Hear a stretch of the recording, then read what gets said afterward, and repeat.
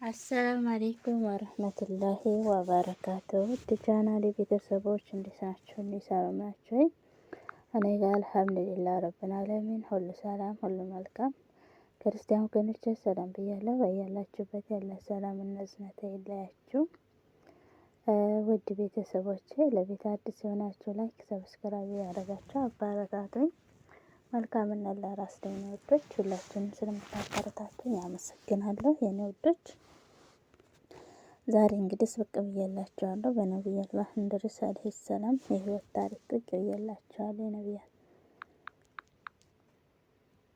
ነቢዩላህ እንድሪስ አለይሂ ሰላም በጊዜው አባታቸው አደም አለይሂ ሰላም ከሞቱ 15 ክፍለ ዘመናት 1500 ዓመታት ተቆጥረዋል። የአደም ልጅ ቁጥር ምንም እንኳ ቢጨምርም በአደም ልጆች ዘንድ እስካሁን ምንም አይነት የኩፍር እንቅስቃሴ የለም። ያን ዘመናት ሁሉ አደም ልጆች አላህን በብቸኝነት እያመለኩ ነው። አሁን ግን ሰዎች አስተሳሰባቸው እየተቀየረ መጣና ትንሽ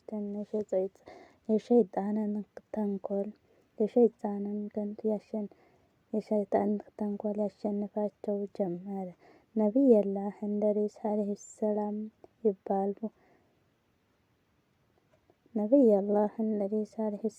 ይባላሉ። ረጅም ሰዓታት ዝም የሚያስደስታቸው ሰው ናቸው። ከተናገሩም ሕክማ ያላትና አጠር ያለች ንግግር ነበር የሚናገሩት። ለመጀመሪያ ጊዜ በቀለም መጻፍም የጀመሩት እሳቸው ናቸው። ለመጀመሪያ ጊዜ ልብስንም ሰፍተው መልበስ የጀመሩትም እንድሪስ አለይሂ ሰላም ናቸው። ሁሉም ልብስ ሲሰፉ መርፊያዋን ባስገቡና ባስወጡ ቁጥር ሱብሃን አላህ ይሉ ነበር። አላህም የኮከብን እውቀትና ስለ ሰለፊ ፍክ አስተምሯቸዋል። የእውቀትንም ሁሉ ቁልፍም አላህ ሰጥቷቸዋል። በዘመናቸው የነበሩት ሰዎች ስለ አጻጻፍም ያስተምሩ ነበር። አገሪቱ ባቢሎን ትባል። ዘመኑ ገና የስልጣኔ ጀንበር ብቅ የሚልበት ዘመን ነበር። የከተማዋም ሕዝብ ለሽርክ እና ለፈስድ ግብሽ ስለሆኑ እንድሪስ ከዚህ ተግባራቸው እንዲቆጠቡ ቢመክራቸውም ጥቂት ሰዎች ሲቀሩ ሰው ሁሉ አሻፈረኝ ብሎ ጽመት ላይ መጽናት መረጠ። ከብዙ እልህ አስጨራሽ ዳዕዋ ትዕግስት በኋላ እንድሪስ አለይሂ ሰላም ሀገሪቱን ለቀው ወደ ሌላ ቦታ ለመሄድ ወሰኑ። ጥቂት ተከታዮቻቸውንም ሲያማክሯቸው ምንም እንኳን ሀገራቸውን ጥለው ለመውጣት ትንሽ ቢያንገራግሩም በእንድሪስ አለይሂ ሰላም አንደበት በሐሳባቸው ሊሰማቸው ቻሉ። እንድሪስም አለይሂ ሰላም ከባቢሎን ከተማ ተከታዮቻቸውን ይዘው ወጡና ብዙ ከተጓዙ በኋላ አፍሪካዊ ቅድመት ከተማ የሆነችው ግብጽ ገና ምትቆረቆር ከህዝቧ ጋር ተቀላቀሉ። ገና ከተማዋን ከመግባታቸው ነበር ወደ አላህና ወደ መልእክተኛው ስነምግባር ዳዕዋ ማድረግ የጀመሩት። በዛም መሃል ወደ ሻም፣ ሶሪያ አካባቢና ወደ ፍልስጤም በመሄድ ሰዎች ወደ አላህ ይጣሩ ነበር። ይሁን እንጂ ለመቀመጫቸው ግብጽን ነበር የመረጡት። እዛው ልጆቻቸውንም የተለያዩ ዳዕዋና የአኼራ ትምህርቶችን ይሰጡ ነበር። እንድሪስም አለይሂ ሰላም ዘመን ዓለም ላይ ያለው ቋንቋ ብዛት በእንድሪስ አለይሂ ሰላም ዘመን ዓለም ላይ ያለው የቋንቋ ብዛት 72 ነበር። የፈለጉበት በመሄድ ዳዕዋ ያደርጉ ዘንድ አላህም ሁሉን ቋንቋ አሳወቃቸው ነበር።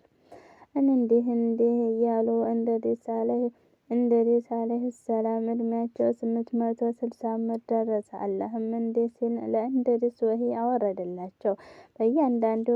በእያንዳንዱ ቀን የአደምን ልጅ ሁሉ የሚሰሩትን አጅር ያህል ላንተም እጽፍልሃለሁ።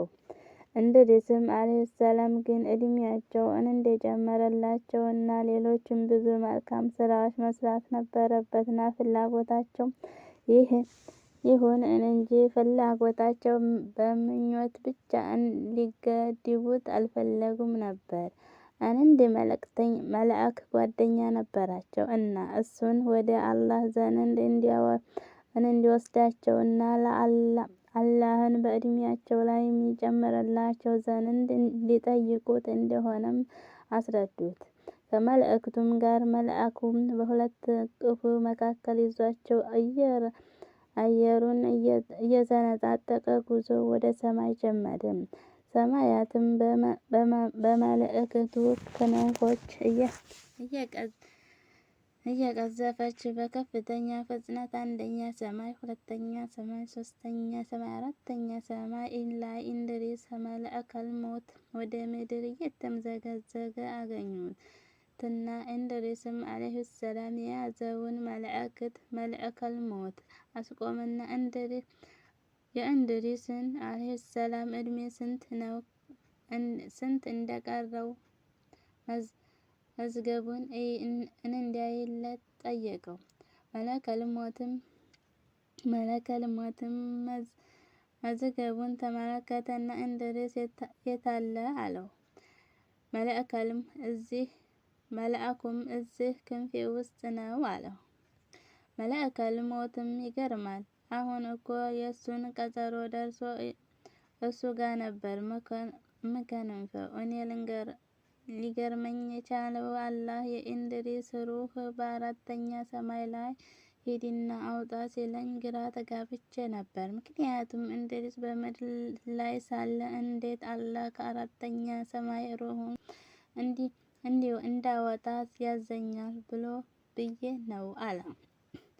መልአኩም ትንሽ እንደቆየው ቢጠይቀውም መለከል ሞትም አሁን ነፍሱን እንዲያወጣው አዘዘችው ነው የታዘዝኩት፣ እዚሁ ነው የማወጣው ብሎ እንድሪስን ዓለይሂ ሰላም በተወለደ በ865 ዓመታቸው በመልአኩ እንቅፍ ውስጥ ሳሉ ሩሃቸው በአራተኛ ሰማይ ላይ ወጣች።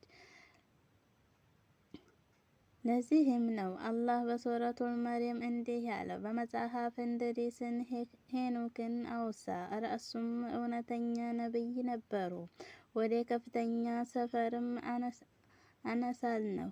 ሰደቀላሁል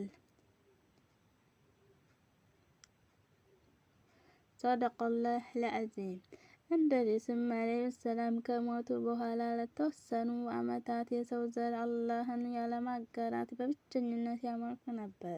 ያው የትውልድ ይተካልና አላህ በማምለክ ወደር የሌላቸው መልካምና በዘመኑ ለነበሩ ሰዎች አርአያ የሆነ ውስን ሰዎች ህዝቡን በሞት ይለዩ ጀመር።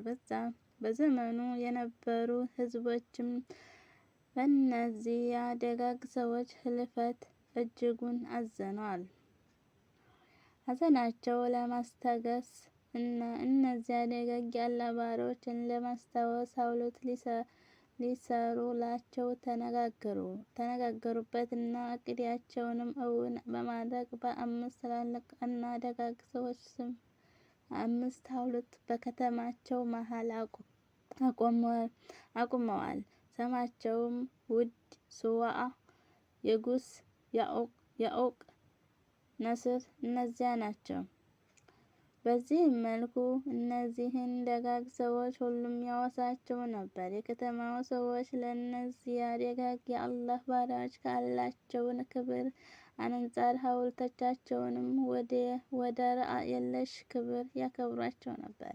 እንዲህ እያለ ሰው ለዚህ ሐውልቶች ያለውን ቦታ ሁኔታውን የቀየረ መጣ። በሐውልቱ አጠገብ ሲያልፉ ለሐውልቱ ክብር በሚል እያጎበደዱ ማለፍ ጀመሩ።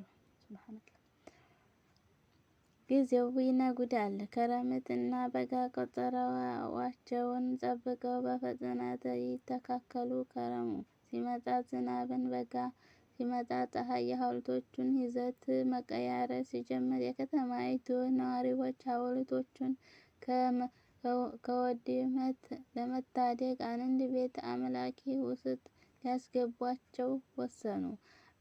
እጅ ጸጋ እቃ ለማንሳት ነው።